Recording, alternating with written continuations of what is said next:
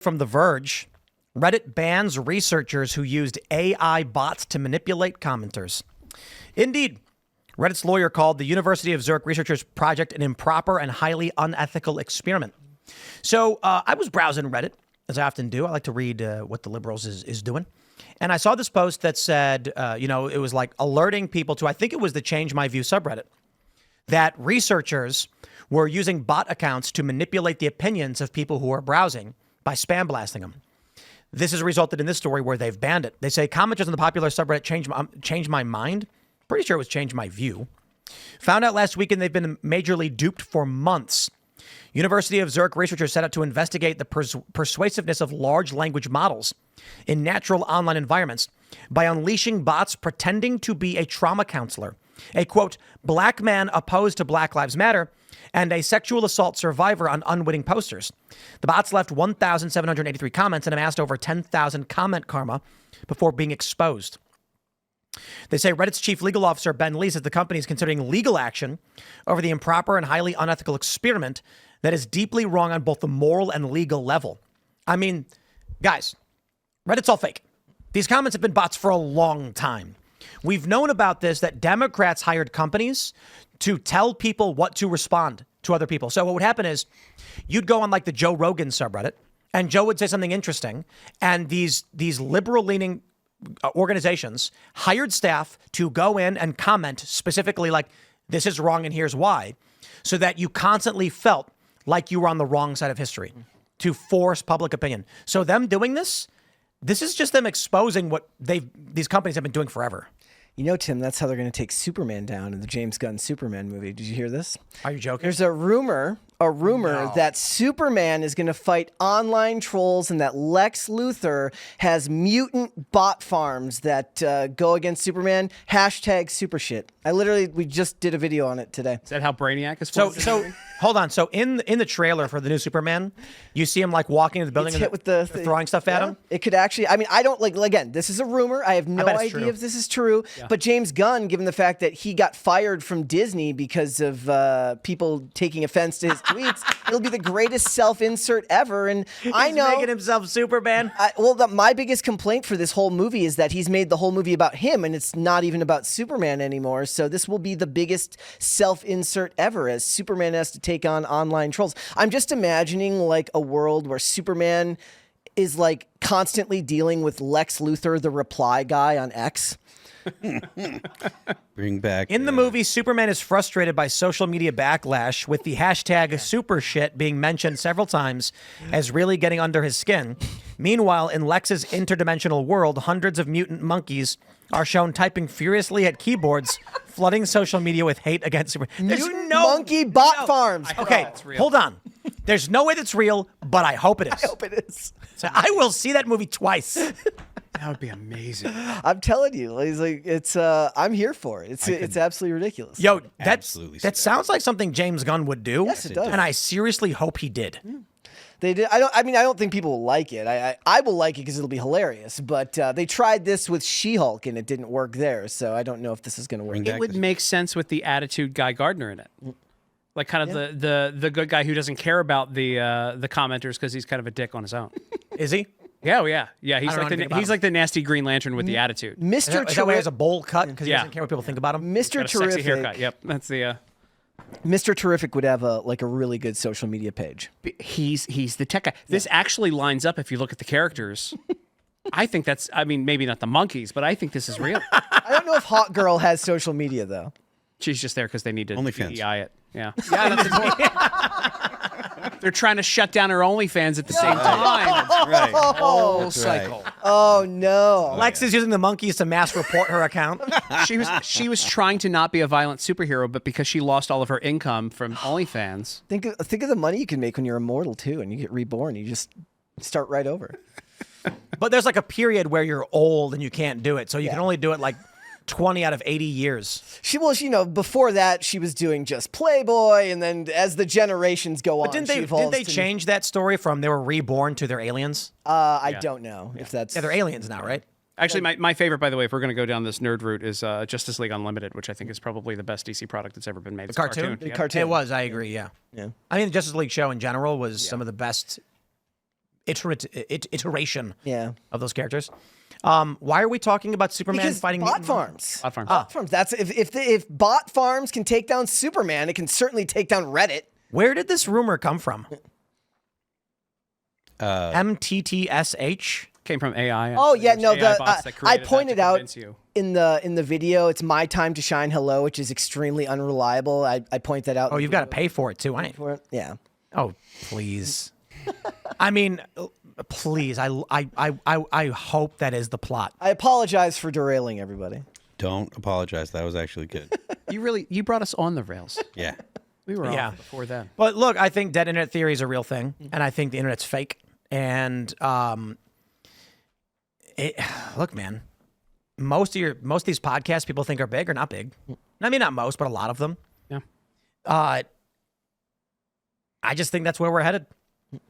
Perception is reality, and I've been just looking at everything, because I know we've been talking about the demographic cliff quite a bit because it's on my mind, I guess. But I'm wondering if one of the results of population collapse is that we are going to automate everything. Have you guys seen the automated McDonald's? Yeah.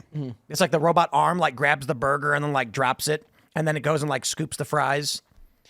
Why not? It actually, and a lot of that stuff. I mean, I hate to say it, but a lot of times when they automate stuff like that, you're getting a better prepared product And more accurately. You know who doesn't bring their parents to a job interview? Robots. Robots don't.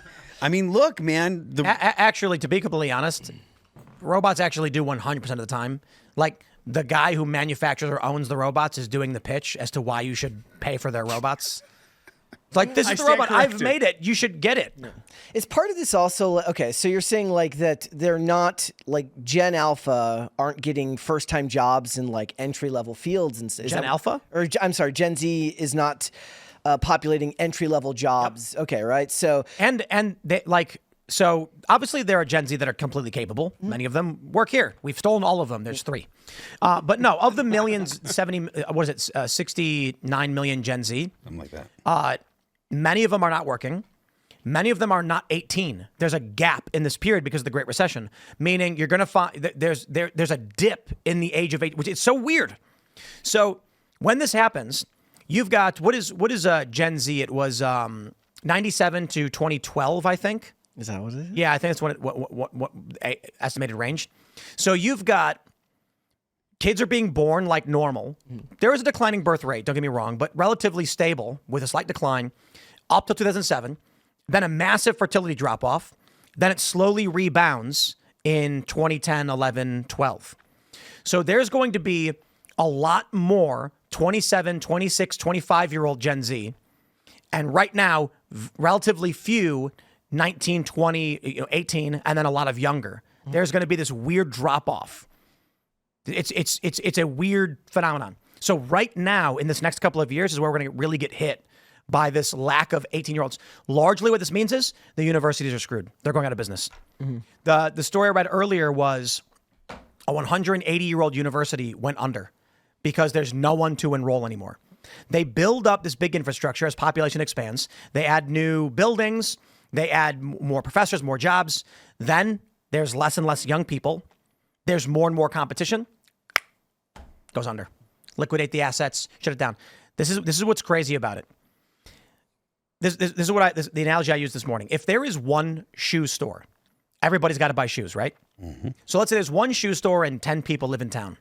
They go to the one place to buy the shoes, the shoemaker, the cobbler, he's good. Then one day, a bunch of people start moving into the town or people start having babies. Now you have 100 people in the town. Massive population boom. That one shoemaker can't cut it. He can only handle 10 shoes. So what happens? 9 more shoe stores pop open to provide shoes for all of the other people who live there. You now have 10 shoe stores. If you get an abrupt population collapse by 50% down to 50 people, it does not go down to 5 shoe stores. It goes to 0. Because what happens is you have all these shoe stores that are open, and if it's a short-term hiccup, those 50 people will split their resources among 10 different shoe stores. They'll all fall short of the money they need to survive by 50% and go out of business simultaneously. You may go down to one shoe store, you'll get shortages, but this is what happens with fixed infrastructure. So what we're looking at right now, we're going to see, it's going to be Detroit times 10. I suppose we'll see. All because of a lack of actual manpower of But lack of manpower also means lack of economic stimulus in general. Yeah. People who aren't working also aren't buying things. But you know what I see from this, and why I loop it back into the bot farm stuff. The end result really does feel like it's going to be live in the pod and eat the bugs. Like there's going to look. The restaurants out here that are closing because they can't find labor, they're going to be like, yep, the only food we have to feed you now is going to be oatmeal. Oatmeal and, pea protein because lack of labor. The robots can make oats and peas, but we can't really, no more delicious sushi, sorry. That's too complicated for the robots. But if you plug into the Neuralink, you can eat whatever you want. You put the Neuralink headset on, you go into VR world, and you will eat a smorgasbord of everything you've ever wanted.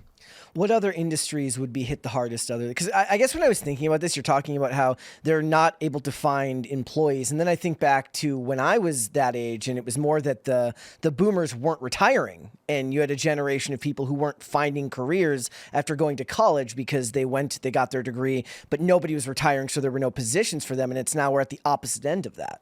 Man, it's such a big picture and it's so hard to see everything.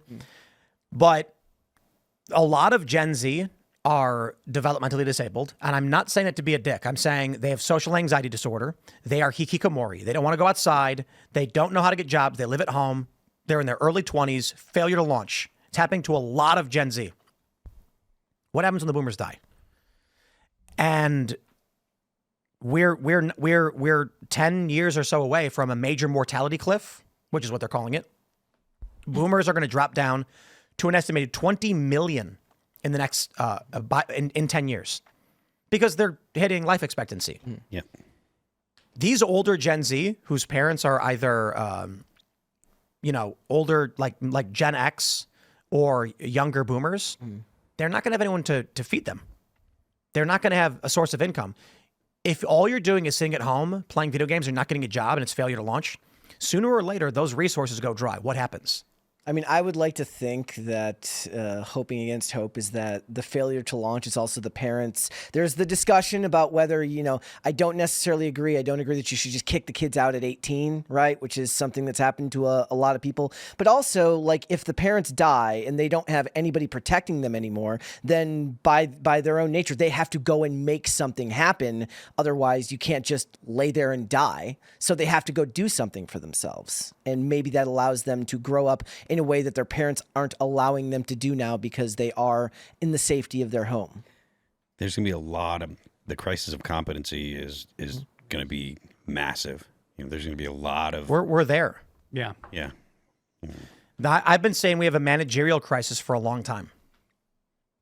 I've been talking with other people who run businesses, and there is a managerial crisis. I don't know what happened, but it may be that there's not enough young people, or this gap in this age demographic because of the financial crisis has been persistent in terms of training as well.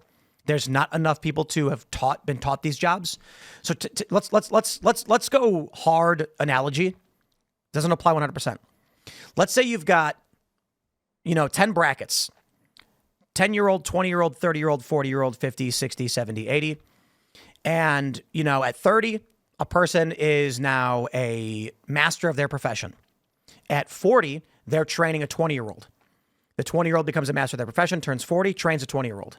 Let's say you drop all of the 20-year-olds. The 40-year-old goes, I have no one to train. So they keep working, and this gap persists. The next group, 10-year-olds, move up 10 years into that bracket. There is now no one to train them. When you have this, so I think we may be facing this managerial crisis because the forced retirements during COVID meant that people were leaving without training their replacements, and you have a demographic drop-off. So you have substantially less people to learn the trade and an abrupt firing, which resulted in people not training the trade. And now you have businesses that can't hire people, they're failing to run, and they're shutting down. And then, of course, you have jaded Gen Z. You've got the developmentally disabled ones who are suffering from social anxiety disorder. They can't answer the phone. They can't talk to people properly.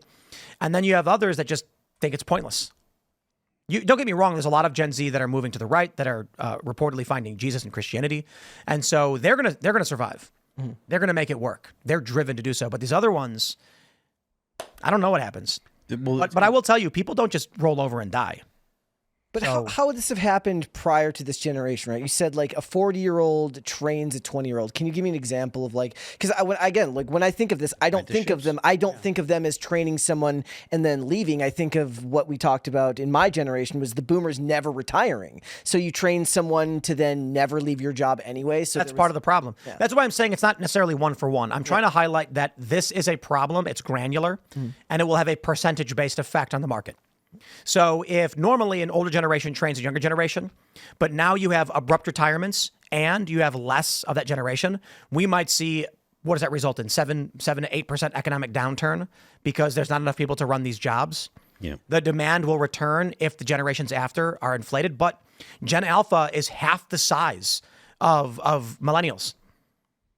It's like a little bit more than half. So there's going to be no demand and no labor. Yeah. So you will live in the pod, you will eat the bugs. Thanks for checking out this clip from Timcast IRL. Make sure to watch the show live Monday through Friday at 8 p.m. Subscribe to this channel, and we will see you all there.